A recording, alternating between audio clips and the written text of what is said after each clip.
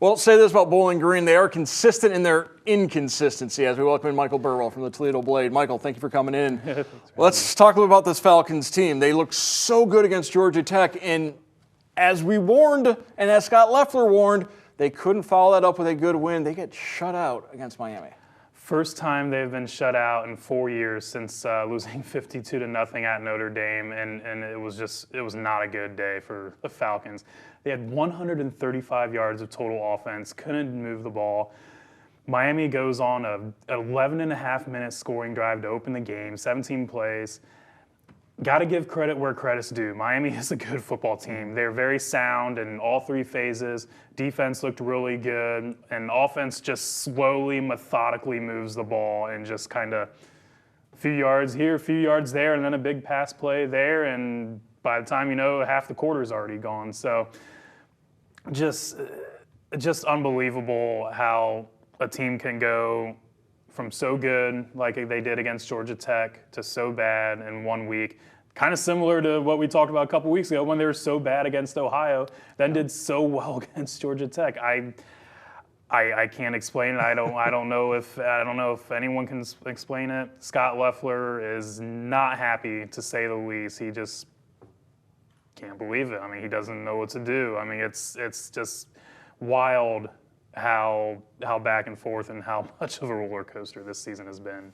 I suppose maybe one of the thrills on this roller coaster against Miami is defense played halfway decent. You held Miami to 20 points. You expect your offense to do something.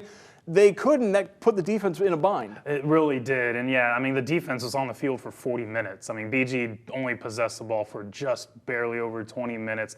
So the defense is on the field a lot. You know, they made some plays. There was a sequence late in the second quarter that was a game changer. A couple penalties that were definitely questionable calls went against BG, and that helped Miami take a 2-touchdown lead going into halftime. There was a roughing the passer call on a play that BG picked off the pass, and then later on a pass interference call in the end zone in which the ball looked really, really high over the receiver's head. Still goes against BG. I mean, there are definitely some tough penalties that went against them. That was kind of a game-changing moment. But, I mean, yeah, the defense was on the field a lot, and they made some plays. They did fine, but, I mean, Miami, both sides of the line of scrimmage, Miami completely dominated, and especially offensively, picked up so many third downs, a couple fourth downs. BG just... They couldn't get off the field when they really needed to, and obviously the offense didn't help at all. With 2 losses in conference and both of those to divisional foes, BG's path to Ford Field, they're going to need a whole lot of help, and, you know, action in November, crazy things do tend to happen. Miami and Ohio are expected to be the 2 contenders in the East. You've now seen both of those teams beat Bowling Green. Who do you think's got a better chance of prevailing for Miami and Ohio and perhaps facing Toledo in the Detroit championship game? That's a great question, boy. Both of those teams looked really, really good, and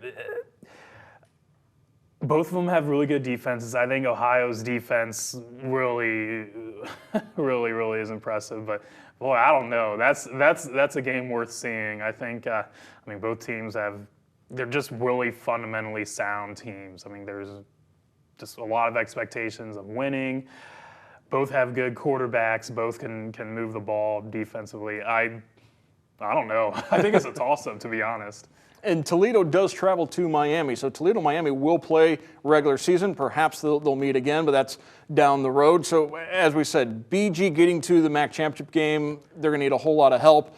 But a bowl bid is still a possibility. They need to get 4 more wins. Looking at the rest of their schedule, I suppose if the Georgia Tech BG shows up, you can find 4 wins. But if the Miami BG shows up, they're going to be hard-pressed to find 4 more wins. Right, for sure, for sure. There are some winnable games coming up, and if they can somehow pull off a win at Buffalo, you can think of it this way: you're 3-4, going through probably the most brutal stretch that BGSU has had in a really long time. That's a positive that you can take away from it. Then you have games at home against Akron, I believe Kent State and Ball State.